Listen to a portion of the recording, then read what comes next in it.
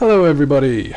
Today I'm going to try something a little bit different to what I usually post, and I'm going to start off with a very personal sort of project.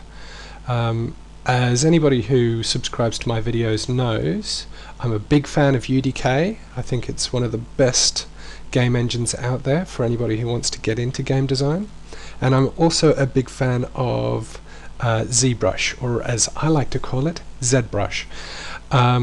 So what I'd like to do is actually create a character in ZBrush that I can bring into UDK.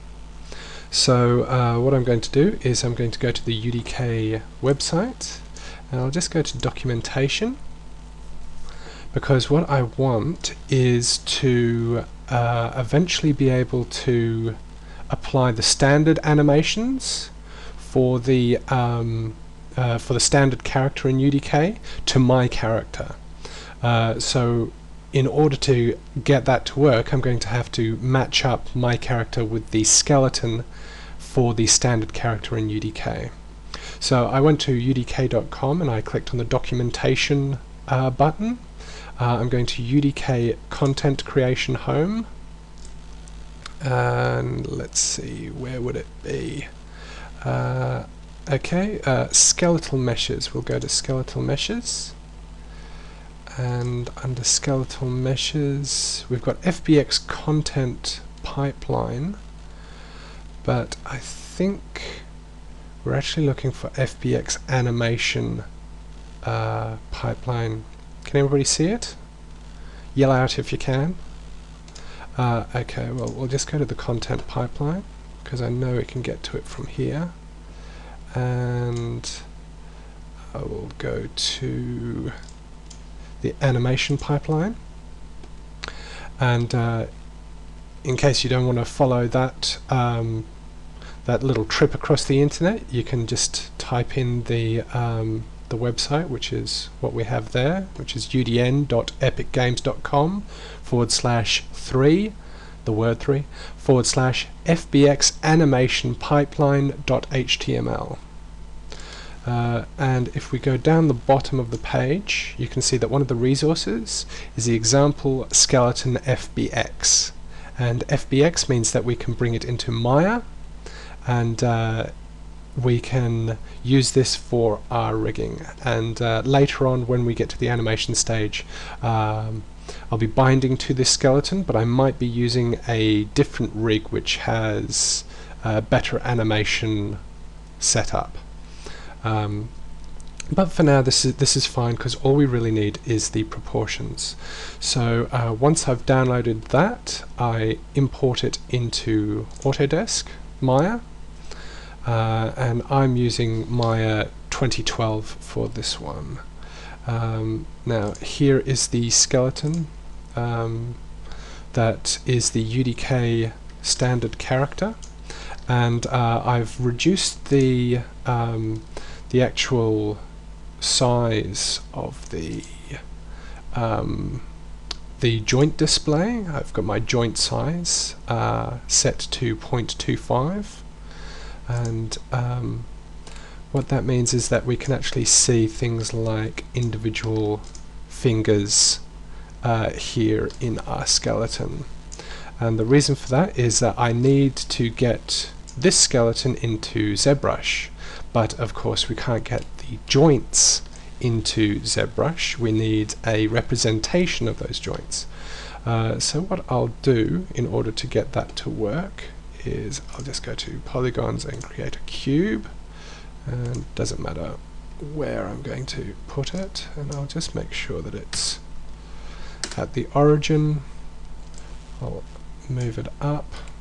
It is tiny because I've got my grid set to centimeters, and I think, centimeters, which will translate to UDK units. And I won't worry about the actual shape inputs. I'm just going to scale it up. So I'll just scale it manually. So there we go. And I'll just actually start off with it like that, and the scale probably be closer to go to 10 should be fine. Okay, so I'm just going to zoom in on that. With that selected, I'm just going to, and we'll see if we can actually vertex snap to this point. Yes, we can. And I vertex snapped by holding the V key down and then middle mouse sort of jiggle the mouse over the joint there. So now I'm just going to hit the 5 key to go into shaded mode, and what I want is to make this cube, I'll go to faces, make this cube sort of be more or less the same dimensions as our skeleton. So I'll just say, yep, can do that.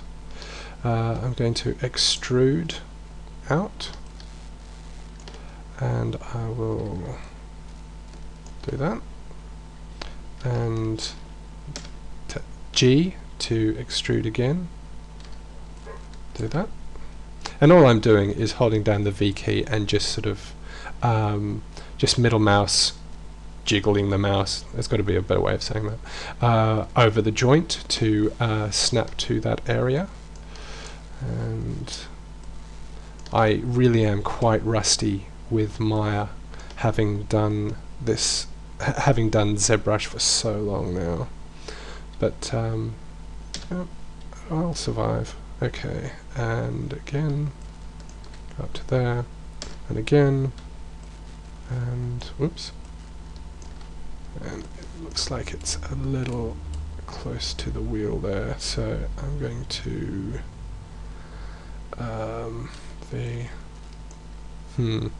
just undo those a couple of times, and let's see, so G to extrude, holding down V, and then middle mouse wobble over that. And so there we go. I'll just hit the A key to go and frame up on everything. And let's see. What I will do now is I'm just going to create some geo here so that I can extrude this out. So what I'll do is, now going back to faces, do that, extrude, go up to there, and I will scale that down, G, holding down V, click to there, and I might just rotate on the X axis just so that it orients a little bit better to the next joint. G, holding down V, click, and again orient that a little bit better. G, holding down V, and go to there. And what I might do is finish off the limbs, because that's the easy part. And so I'll just put some more geometry at the base of the spine there, where the actual hip joint will be. And again, extrude, and if we go into there, okay, alright, it seems if I catch that whilst I'm holding the V key, it causes quite a lot of problems, so just be aware of that. Now we will rotate this a little, and G,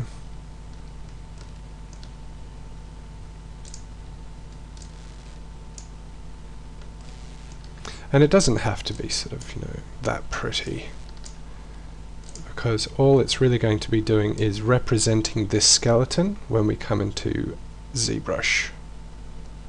I keep on alternating between calling it ZBrush and ZBrush, just to drive people absolutely insane. And okay, good. I'll just undo to get my selection back. G, holding down V, and snap to that. And so that's our main limbs. Now the thing that we have to do now is the hand. So I'm just going to, and what would be the best way to do this?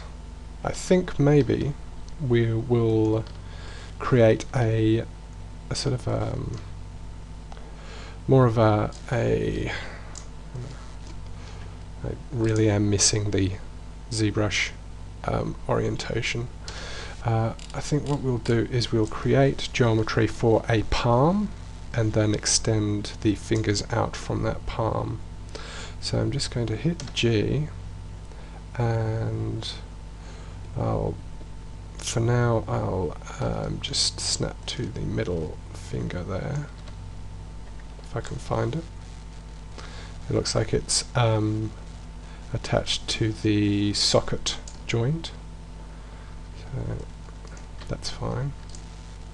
And now I'll come in here and we'll flare this out a little bit. So bring this out like that.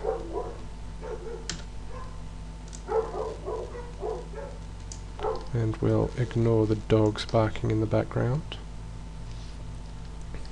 And W, move this up, and what we'll do is we'll actually give it a little bit of space so that we can snap the start of these fingers to these joints. Now I'm going to create geo there, and I'll use my my cut polygon or split polygon tool, and I'm going to create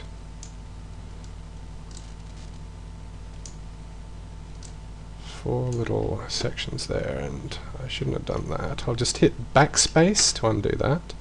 I'll hit G so that I go back into the split polygon tool, and the magnet is turned on and obviously quite strong. Hit G again, and that, and I'll hit G again because we need to create some quads here now. So I will, that's an easy way to do this. Do that there, and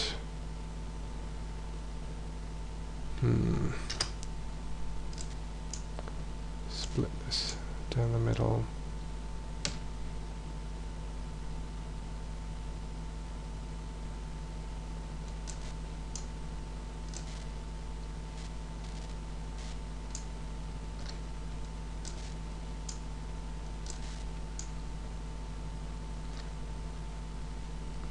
I'm sure a number of you have already worked out a much quicker and easier way to do this.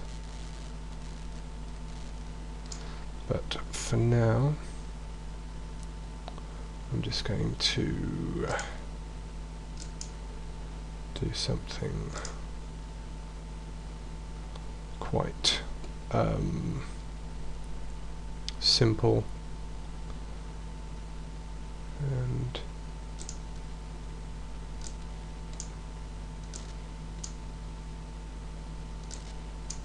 like that. Enter, and I just want to select that line, delete it. And so now we've got quads there, and we just need to do that for the palm. And so but we've got a 5-sided n-gon up there.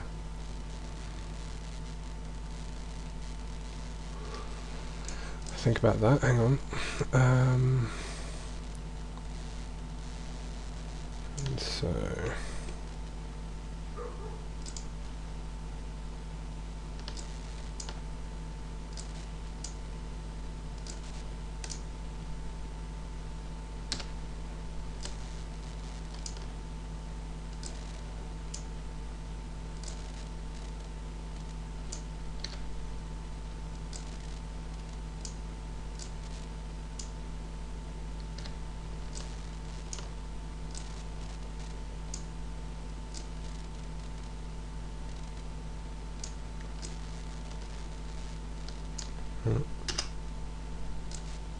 there we go. Okay.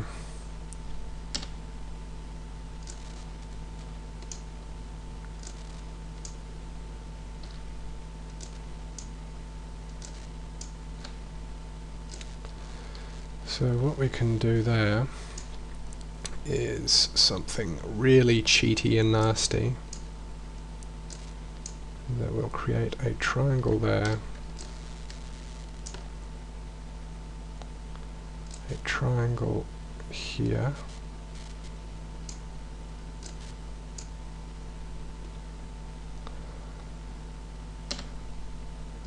and then we'll cut this one in half.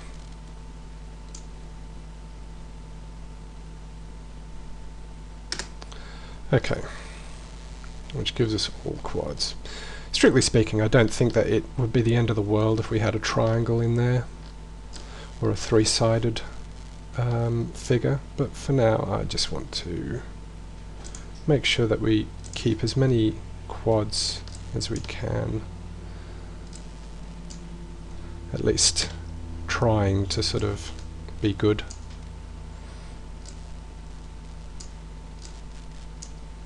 Hopefully I don't move anything that shouldn't be moved.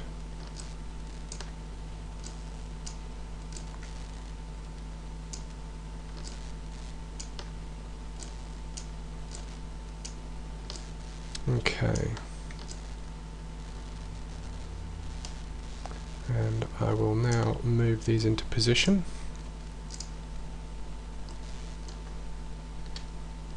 Again with the holding of the V key and snapping. And it doesn't look like it's snapping to the center of these joints.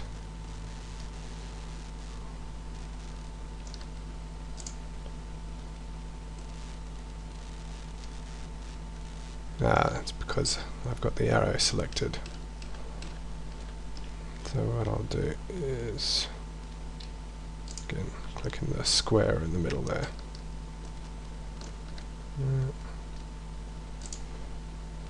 And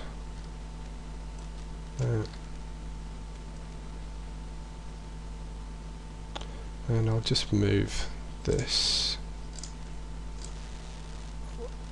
line there, just so that we've got that sort of worked out. That should be fine. Again, it doesn't need to be super effective.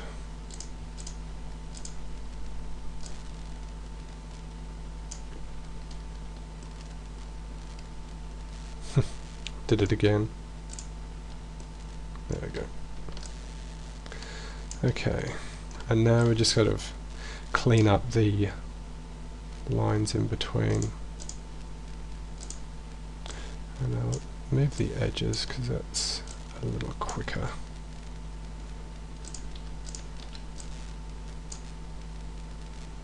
And then I'll move these points.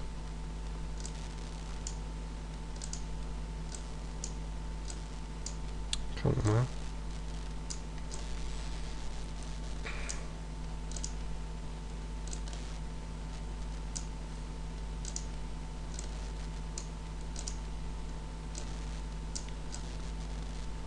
And this is probably very boring because you know exactly what I'm doing and you can see what the plan is, so just skip ahead in the little YouTube timeline if you need to.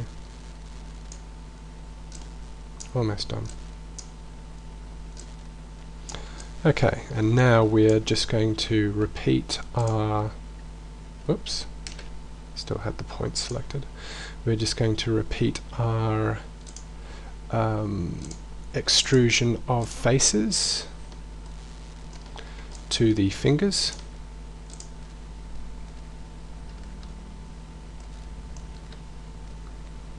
And what I might do is do these one at a time.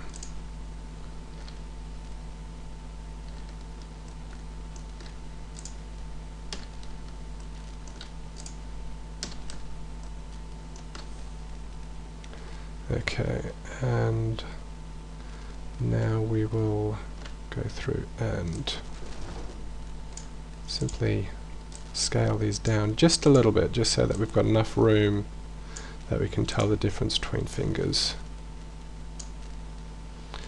And then we can continue on.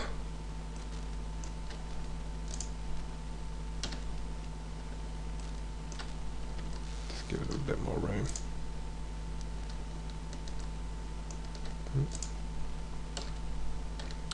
Now, one thing that you might notice is the number of joints that we have. We don't have end joints, so we don't have fingertip joints. So this is actually the last knuckle on the finger. This isn't the tip of the finger, it's the last knuckle on the finger.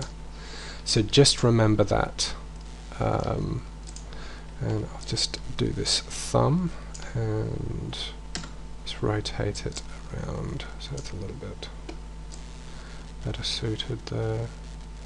And I might actually, while I'm here, do these joints here.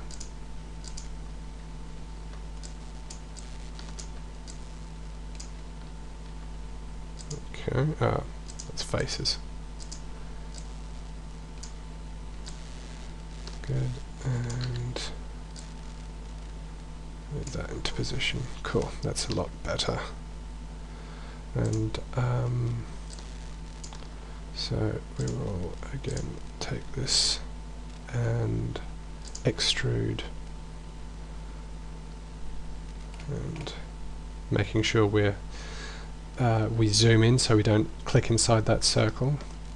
Going to do that, and then we rotate, hit G, and onto that. And now, what I might do actually is I'll undo those, because this is actually still part of the palm. So I'm just going to have this selected and then move that over like that, and then this will be the second knuckle, and then we'll have the tip of the thumb coming off that way. And so it was actually quite cunning of me to create geometry like that, and something that I obviously planned for with great foresight. So do that, and holding down V, click on this point, and I will scale this down. And I should have probably scaled that down a little bit, but that's alright. And now what I'll do is I'll just select all of these final knuckles, because they're all separate faces. Don't have to worry about separating out faces and those sorts of things. And I can just extend those out, and let's see if they all follow the right way. Have to fix up the thumb, but that's alright. And see if rotation works the right way as well. Yeah, that's cool. I like that. Alright, now the thumb, we'll just move that. That way, that way, that way, that way, that way, and that way. That's more or less sort of where the thumb will be. It's a bit of a long thumb. There we go. Okay, so now what we have is one half of that character. I'm going to split this guy down the middle.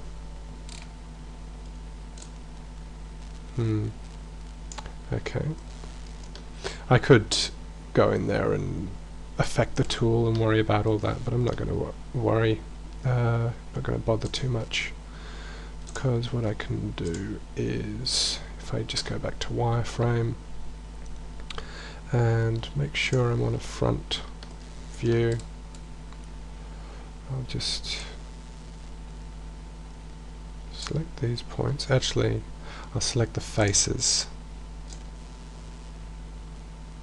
Select those faces and delete them. And then I'll select points, select these guys, and I could sort of select border edges and convert to points, but I'm not going to worry about that. And then with the move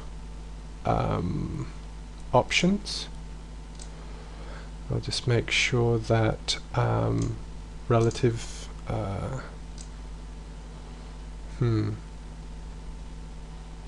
is that it? Retain component spacing is switched off, and making sure I go in there. I'm just going to hold down the X key so that I'm snapping to the grid now, and with this X arrow selected, I'm just going to middle mouse click. Maybe I need to actually see the grid, so I will go to this view, the X key. I'll make sure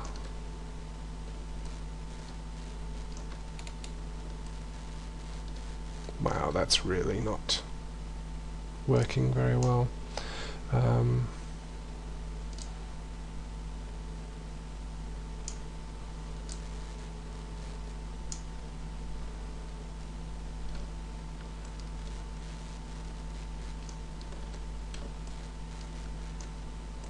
For some reason it doesn't want to work.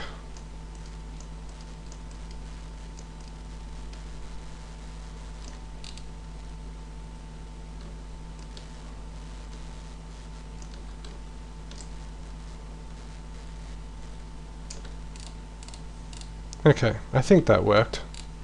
At any rate, the distance for the snapping should work out fine.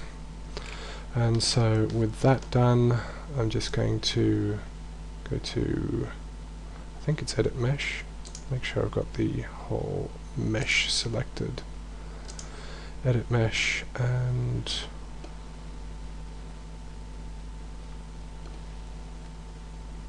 again, it's been so long.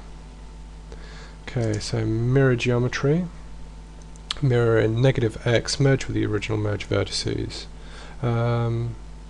Yeah, and so if I hit that, that looks fine. Go back to shaded, and under lighting, just turn off two-sided lighting just to make sure that it is that the normals are facing the right way. And just remember that we have this shoulder pad. Just hang on a sec. Hello? Jim who? Oh, okay. Avatar 2? Okay, yeah, I'll consider it. Okay, look, I'm doing a video at the moment. I've got to get... No, yeah, that's right, one of the underground... Yeah, I know it's been a while. Yeah. Okay, well, I gotta go. Alright, talk to you later. Bye. Sorry about that. That was just a business call. Okay, so yeah, we've got these shoulder pads here. So just remember that they're there. And if you wanted to, you could always put some more geometry there and bump that up. But for now, I'm not going to worry about them. If I want to sculpt separate shoulder pads, then I'll just remember that there are those joints there if I need to parent them to anything. But for now, I think that that is pretty close to what I need to get it into ZBrush. So what I'm going to do is just click on my Go Z tab, and when you run Go Z in ZBrush, it will set up your pathways and everything. And hopefully, if I click this button, and the object is not linked to any Go Z mesh, but there is already an existing Go Z mesh. No, we'll create an object, we won't relink. And so there we go, and it looks like it's brought it in as a tool. So now if we drag that out, and I'll hit the T key, frame it up, there we go. We have a mesh in ZBrush that we can now use as the basis for our character. And so we'll continue that in the next video.